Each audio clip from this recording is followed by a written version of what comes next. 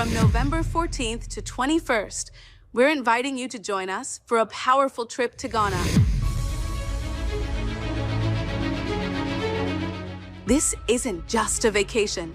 This is a chance to walk through the same places where many of our people were captured, held, and shipped off into slavery. So don't wait. Secure your spot today. We're making history by walking through it. Will you be with us?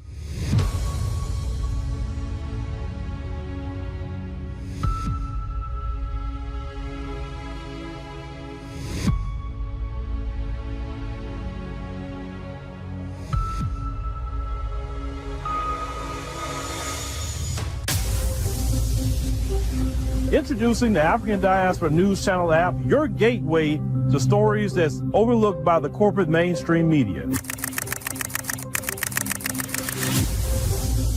At African Diaspora News Channel, we cover stories that don't receive mainstream attention, and we serve as the voice to the global Black community. We are committed to informing and educating through the power of media, connecting the African diaspora one story at a time. With our platform, we're helping to end injustice by exposing it. Join us in standing for excellence in journalism and serving our community. Download the African Diaspora News app today. Peace, family. My name is Vicki Dillard for African Diaspora News Channel. Thank you so much for tuning in. As you come in, be sure to give us a big thumbs up, and share the broadcast. That way others will know that we're here, and for that we say thank you so very much, family. I'm telling you, boy, do we have a doozy today. There's no way in the world that our family here in the United States and around the world, many of you at least, have not heard about the absolute humiliation, and I may shock some of you all, that Trump put on himself with his recent press conference in the White House with the president of South Africa, President Ramaphosa, President Cyril Ramaphosa. Yes, family. How many of you all know, and I've got to say, I've got this girl from Mississippi that now lives in the wild, wild west of the United States, has been covering South Africa from a unique standpoint for the past few years. Why? I was sounding the alarm, even with some of my family that's actually there on the continent of Africa and specifically in the nation of South Africa. Well, I'm sure some of you all were wondering, who does she think she is to be covering such things? I know some of you all were talking about some of the issues that you have there in your country domestically. And of course, all of those things are important to discuss. And I have no business getting in that type of business there. But what I continue to focus on was the fact that I saw a very clear and present danger that the United States of America was literally plotting and targeting South Africa for a number of geopolitical strategic reasons. And I have got to say, I was absolutely right. And it is evidenced in the engagement that President Donald Trump recently had with the president of South Africa. Now, just for a little bit of context, family, I'm going to play this very, very brief clip of President Cyril Ramaphosa. He has broken his silence since Trump made an absolute fool of himself before the whole world. Now, I know we're using the word ambush, and I know a lot of folks in mainstream media are using the ambush, and people regular folks are using the word ambush as well. Now, I use that phrase today in the title because I want to flip the script and say Trump ambushed himself. And I know some of you may disagree because I'm a fiery person. I move depending on the circles that I'm in a particular way, but always with the same intent of justice and making my point. But how many of you all know that you have to be able to read the room and to understand the different moving parts and what's at stake when we're doing things and we're moving a certain way? Yes. And that's the reason why I believe Donald Trump lost in this engagement.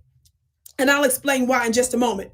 Before we play a very brief clip, can we put up this article from Al Jazeera, please, where I just want to briefly give you a little bit of background for those of you that may or may not have heard about this. Even if you have, let's review just a little bit of what I'm talking about. Yes, So President Ramaphosa and his delegation came to the United States to meet with Donald Trump, the President of the United States, and some of her officials, including the Commerce Secretary and others, in order to reset their engagement with South Africa. Yes? Now, okay, it's up. So watch this. I want to read to this. Headline says what? Trump's Ramaphosa ambush, key takeaways from heated White House meeting. Now, I just want to briefly go over just a little bit of this. I'm not going to go through all of this, right? It says U.S. President Donald Trump ambushed South African President Cyril Ramaphosa during a meeting at the White House in Washington, D.C. on Wednesday. Of course, that was yesterday as the day of this airing, when he claimed that a genocide against white Afrikaners, I call them, is taking place in South Africa. This claim has been widely discredited. It says here are some of the key moments from the meeting, which I'm going to skip through. The long and short of it is, it says South Africa's Ramaphosa visit, tricky relations, and says some other things. But here's one of the points. Ramaphosa came bearing golfers and a book. I know y'all like, what? Remember, whenever I do geopolitics, I always break down the fact that when you're engaging another country, when you're dealing with statecraft, and when you're dealing with diplomacy, remember I said everything is everything. So how you greet folks, how many of y'all remember me doing broadcasts on when somebody go to China, and if you disrespect China, China will send out a low-level official to greet you. How many of y'all know that one of the officials recently, they didn't send the foreign minister of Germany. Remember, they didn't even send nobody for her. She was looking all around the tarmac for somebody, anybody. Didn't nobody show up. So they left her out there. Talk black to me, somebody. Let me keep reading, though. It says the South African president, okay, he arrived at the Oval Office with the hopes of mending a tricky relationship between the United States and South Africa. Trump started the meeting by referring to Ramaphosa as a man who is, quote, in some circles really respected, other circles a little bit less respected, like all of us, in all fairness. Trump's love for golf, y'all listen, that's why I brought up diplomacy, right? Trump's love for golf is no secret. And perhaps in the hope of diffusing tension, Ramaphosa brought along two of South Africa's top golfers, Ernie Els and Retief Goosen. I hope I pronounced his name right. Don't hold it against me if I didn't. Both of whom are white. Quote, these two guys are unbelievable, Trump said. I know y'all like, Vicki, where are you going with this? Just hang out with me. Shout out to President Ramaphosa. I'm going to tell you why I'm shouting out President Ramaphosa for bringing the white golfers. Ramaphosa also presented Trump with the repository of South Africa's golf courses, compiled in a book weighing 14 grams, 31 pounds, y'all, and featuring writings by the white businessman John Rupert, South Africa's richest man, who was also part of Ramaphosa's delegation. Yes, let's skip on to the more important part. Trump accused South Africa of white genocide. During the meeting, Trump repeatedly claimed that genocide against white farmers is taking place in South Africa, an allegation denied by Ramaphosa. Earlier this month, 59 white, quote, refugees were flown from South Africa to the U.S. as a part of relocation plan for white South Africans devised by the Trump administration. Trump told Ramaphosa that these were white farmers fleeing violence directed at them in South Africa. Quote, we have many people that feel they're being persecuted and they're coming to the United States, said Trump. People are fleeing South Africa for their own safety. Their land is being confiscated, and in many cases, they're being killed. But Ramaphosa denied allegations of a white genocide in South Africa. If there was an Afrikaner farmer genocide, I can bet you these three gentlemen would not be here, the South African president said, referring, to his officials that were with him. While murder is an issue in South Africa, a majority of the victims are Black and are targeted by thieves, experts say, not for political reasons. Now, thank you all for displaying that. We can remove that. I want us to get ready to play the video, but before I play the video, let me say something.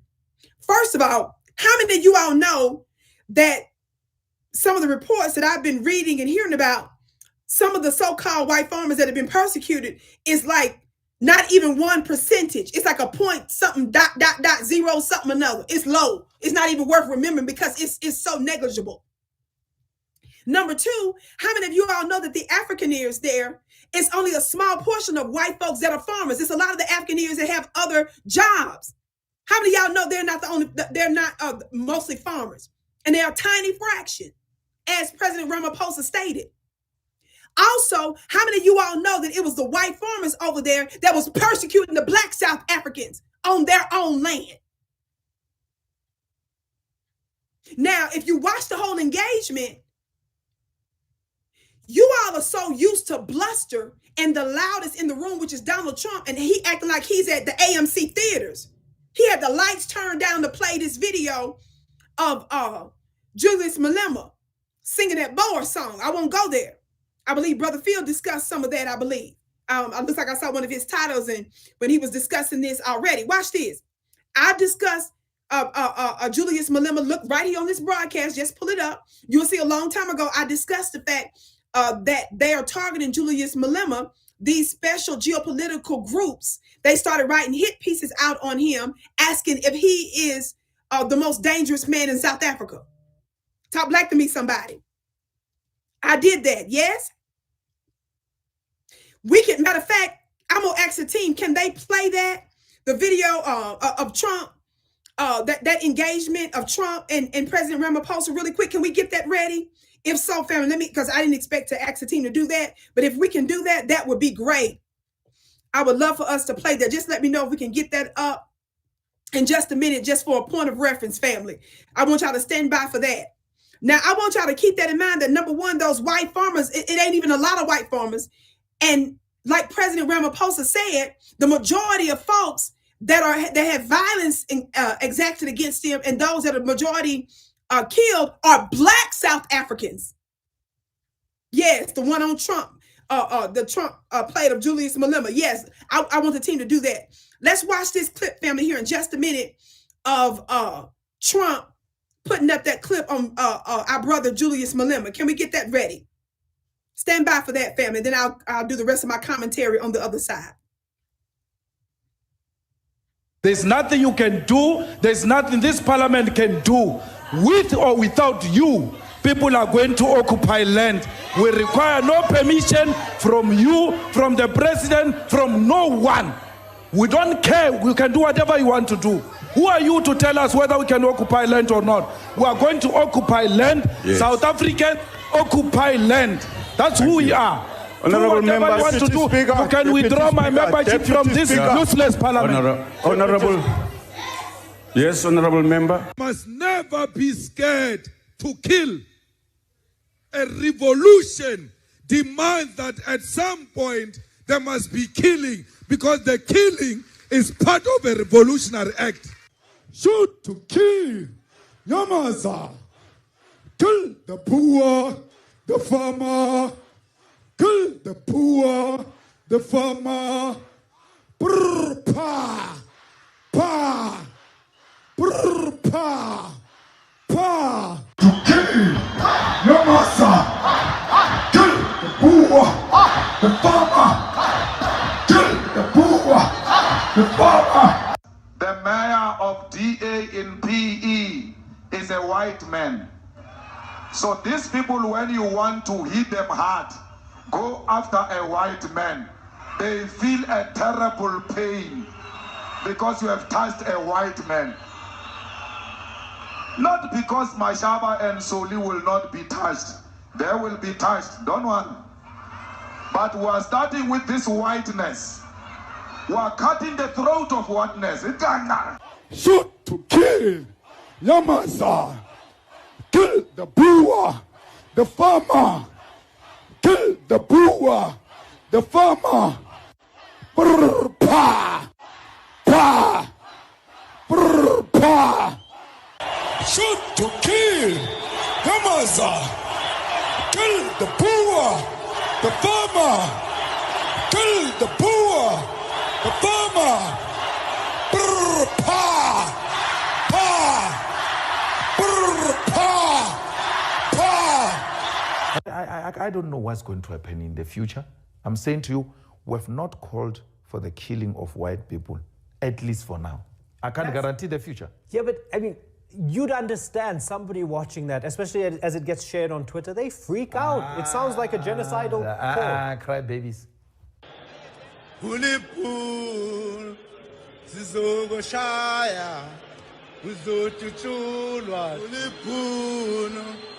Sizogoshaya uzobalega tu sizobatula bazobalega tu Sizobadula. Azobalega dula. Who will expropriate land without compensation, whether they like it or not. If they object, they can seek refugee in America.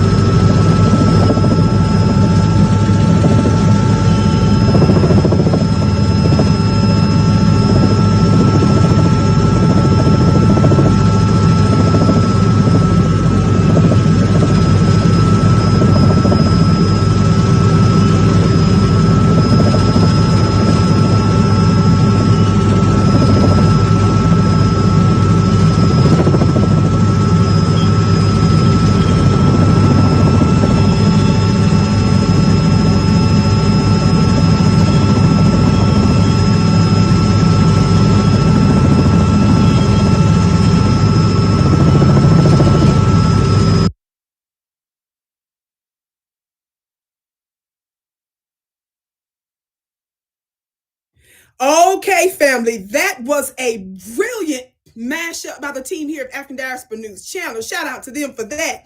Now, let me tell y'all something, family. What's so fascinating about this? At the end of the day, and this is what I need all of y'all to understand. That is what Trump posted on the White House Twitter, right? Is what I was told, yes?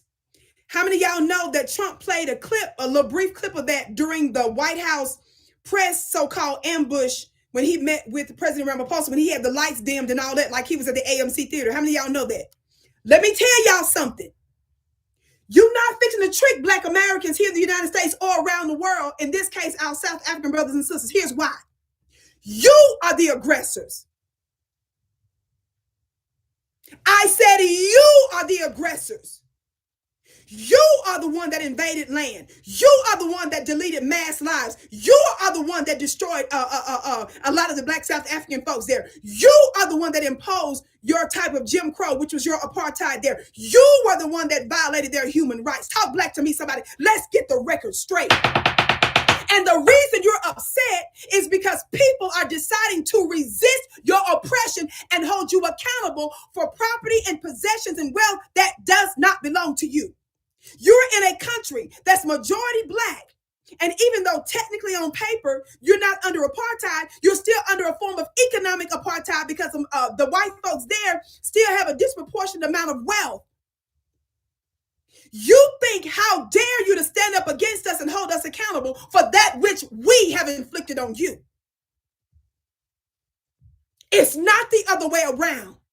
And we will not parrot Donald Trump's white supremacist talking point or anybody like him. How many of you all know that the reason why Donald Trump elevated that in the way that he did, when Trump played that whole clip of our brother Julius Malema engaging in that chat and that song, how many of y'all know they want us to start there as if they are the victims?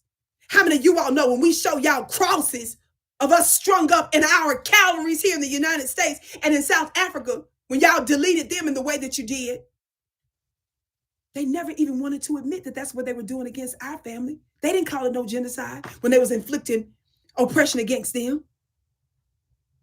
But when we say we're going to hold you accountable, when we say we're going to resist your oppression, you want to play victim. Let me tell y'all something. We would be out of our mind if we sat up here and tried to explain ourselves. I just said something right there. I said you would be out of your mind if we're going to sit up here and try to explain ourselves to somebody we know is the oppressor. You ain't no victim. You a glorified thief.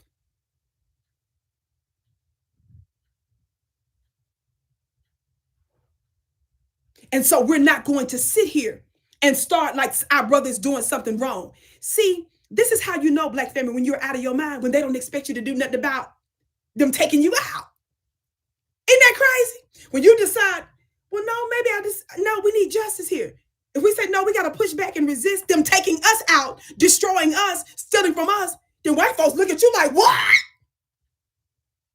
That's the reason why they're targeting the Julius Malemas of the world, because they want to get rid of that revolutionary spirit, that you would have the nerve to want to defend yourself and to defend that which actually belongs to you. Now, let me tell you all something. That's the reason why we get on to, especially foreigners that come to this country that work against foundational Black Americans, when we are fighting for reparations. And when you all get positions like the governor who just vetoed reparations in Maryland. I did a I was going to talk about that last week, but didn't get a chance to go live last week, but you'll be seeing one of our broadcasts coming up about that soon. He's not a foundational Black American, but he got the nerve to veto it. We see Black folks that are from the diaspora, that's a part of the Congressional Black Caucus, that's leading reparations, so-called reparations studies and all that, that's working against us. How many of you all know that when you do that, you're telling us that we don't have the nerve to get justice? You're telling us to take the oppression, take the theft, take the mass deletions, and don't do nothing about it. You see how that's crazy? You see how you are not a good quote-unquote Christian?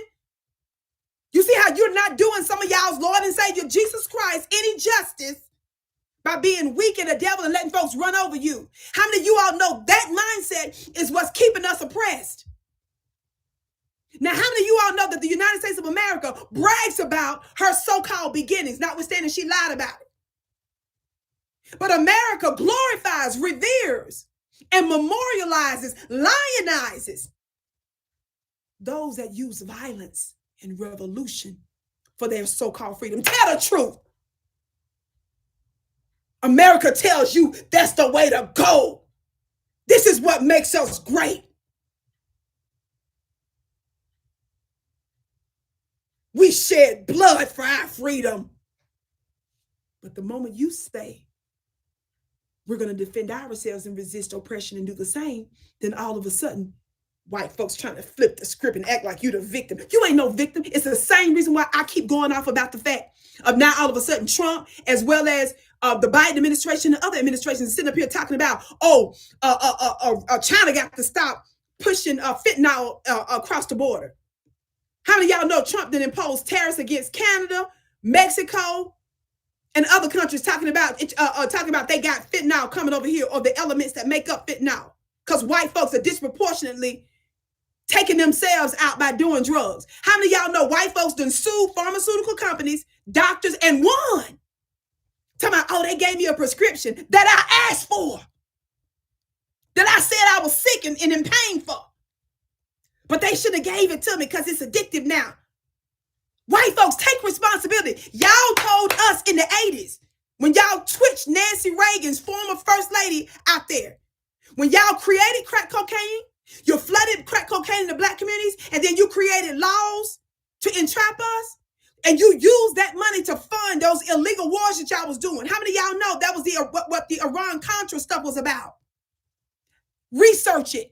How many of y'all remember Oliver North being brought to Capitol Hill to testify because of the shady stuff that was going on?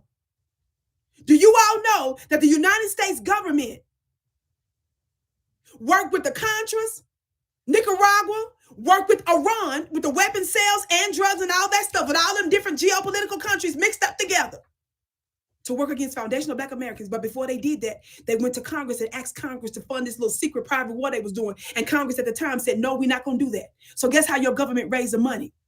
They flooded the Black communities to use that quote unquote dirty money to fund that illegal war after Congress said, we're not going to give you the money. They sacrificed Black Americans.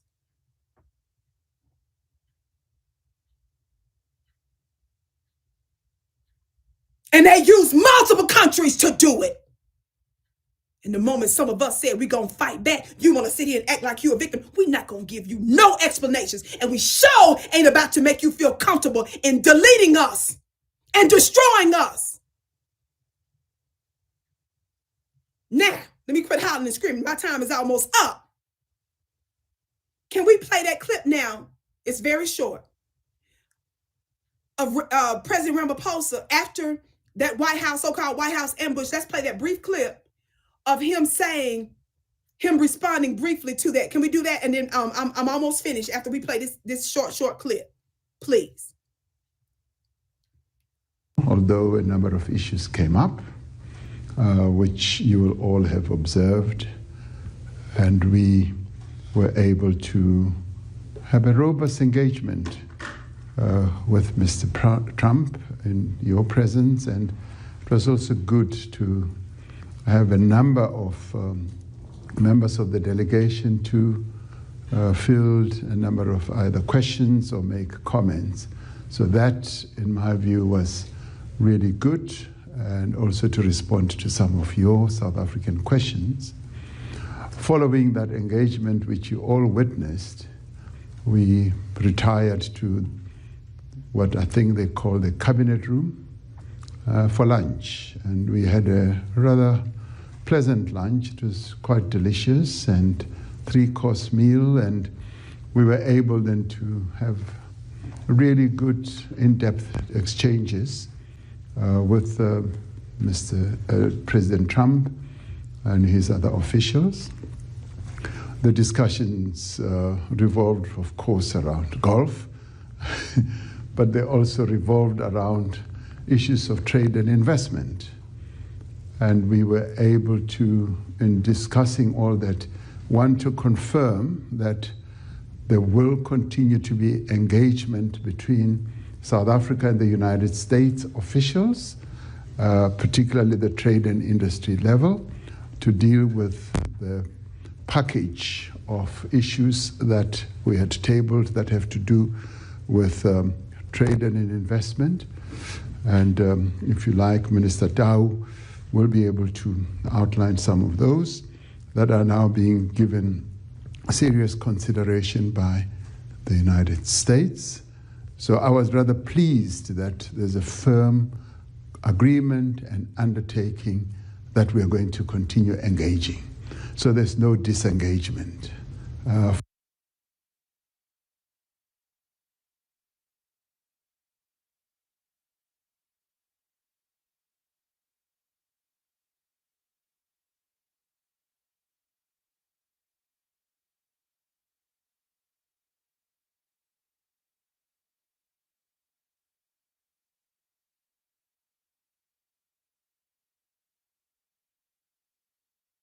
Okay, family. Now, I know some of y'all are like, Vicki, what are you talking about? This was great. This was wonderful. Let me tell y'all something.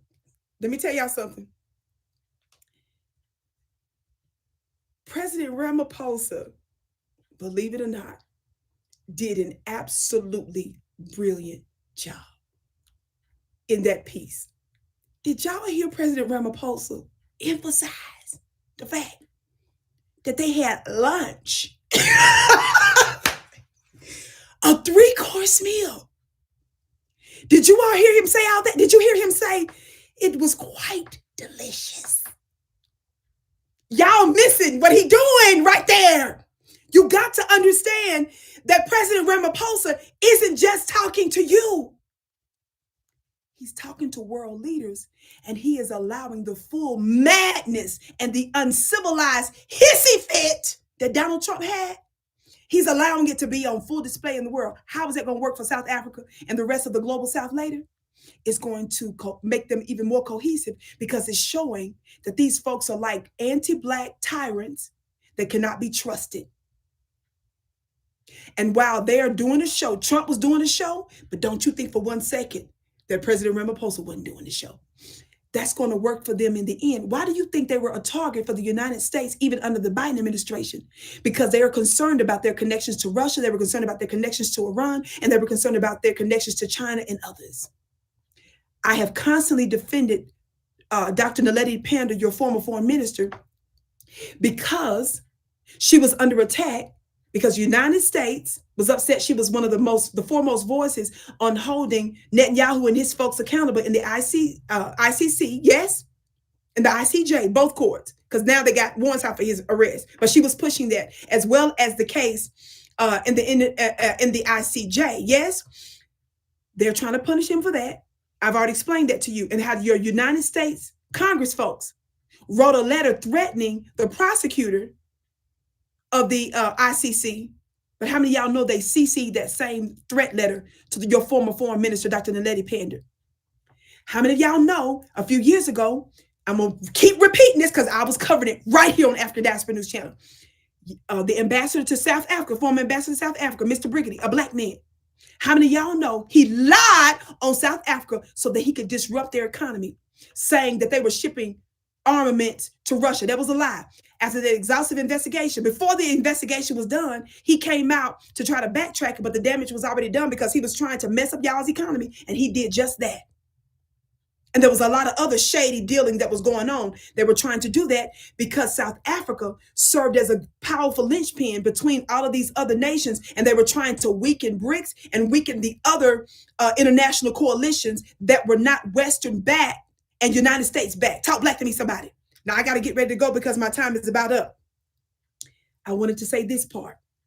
The reason he was emphasizing the lunch, y'all missing this, is because he's letting you all know that Trump is a clown. And that behind the scenes, everything was good. He went so far as to say what? He said Trump was focused, spent a lot of time on golf, talking about golf. That's why he brought in the golf book and the golf players to distract his little silly, simple-minded self. He said behind the scenes, he said Trump even wanted to know what he could do to help them. And that's what Ramaphosa said. He was talking to him about trade and investments and stuff. And the most powerful part that the media is not giving enough attention to during that press conference, yeah, Trump acted a fool. But those that are the civilized intelligence world leaders, they're looking at that, and they are further making behind the scenes negotiations of why they're not going to deal with the United States like they used to. They're saying that the United States is unstable in all of her ways. She's too unpredictable. She's crazy. And if she's going to do this to them, they're going to do it to us. Don't forget, it was the United States of America that was initially for apartheid. And it was foundational Black Americans that rose up to press this government to stand with you all and to impose sanctions and to get the globe to do sanctions against South Africa in order for them to stop that apartheid. And while they sit here talking about the rest of the world's whatever, Russia was against apartheid. Iran was against apartheid. All these other countries was against apartheid. America was for it. Don't you forget that. Now I got to get ready to go here. But I just wanted you to let you all know that most of the farmers there, the white farmers, make up a small percentage. They have other jobs. The real victims are Black folks. And this whole case, at the end of the day, we're not going to spend no whole lot of time trying to justify nothing. It's common sense and it's intelligent for a human being to want to save their own lives. That's what that's about. And the most powerful part, I believe, of that press conference was when Ramaphosa, after Trump started talking crazy, Ramaphosa said to him, the majority of the victims are Black. And Trump looked like a goofy nut job. He looked like a wily walnut after the president said that. Now, I know it wasn't as fiery as we wanted it to be, but you got to remember, Ramaphosa is behind the scenes working with high-level governments that are making strategic and intelligent, civilized moves. So he knows what to do in the meantime. And one more thing, and I'm out. Some of y'all were upset a couple of years ago when President Ramaphosa led that delegation to talk, to negotiate peace talks between Russia and Ukraine. A lot of the world dogged Africa, mocked Africa. Even one of the high-level advisors to Zelensky in Ukraine mocked the African leaders and basically said they didn't have the intelligence to be negotiating peace talks. How many of y'all know I did back-to-back coverage on that? I believe one of my other colleagues talked about it here too. I think Wangel did one, if I'm mistaken. Don't quote me on that, but I think she covered it too. Watch this. I stayed on it. Why? Because look who was right about it. Even President Ramaphosa specifically mentioned that and said how they have shown themselves to be very effective in world affairs. And some of you all were saying we need to mind our own business. No, if the world is forgetting Africa, Africa needs to insert herself on the world stage to remind the world of who she is. And America knows that you're more powerful than you know. Shout out to President Ramaphosa. I know you may not understand it all, but you got to understand that there are many moving parts and there are many people that was watching President Ramaphosa. They know what they need to do in the meantime while they continue to make their strategic moves behind the scenes. Remember, they're playing chess, not checkers. That's why he emphasized the lunch and how delicious it was. Somebody put some forks in the chat. Somebody put some dishes in the chat. I gotta go right now. I know y'all like Vicki's crazy. No, baby. It's a method to this madness. And I stand with South Africa. And I stand with what they're doing. And I'm thanking him that he's gonna hold him accountable, still make him look like the fool that he's acting like. And the whole world is seeing it. And they're making their moves behind the scenes. That's what I believe. And that's what I trust. And that's what I know. And I can't wait to go to South Africa in due course. Yes, my name is Vicki Dillard, beloved. Be sure to check us out. We're headed to Ohio. I can't wait to see some of you. I'm gonna be there with Brother Phil, Sister Demetria, and others. Brother Kellen, I believe. Is our sister? Who else is supposed to be there too? I thought somebody else was supposed to go.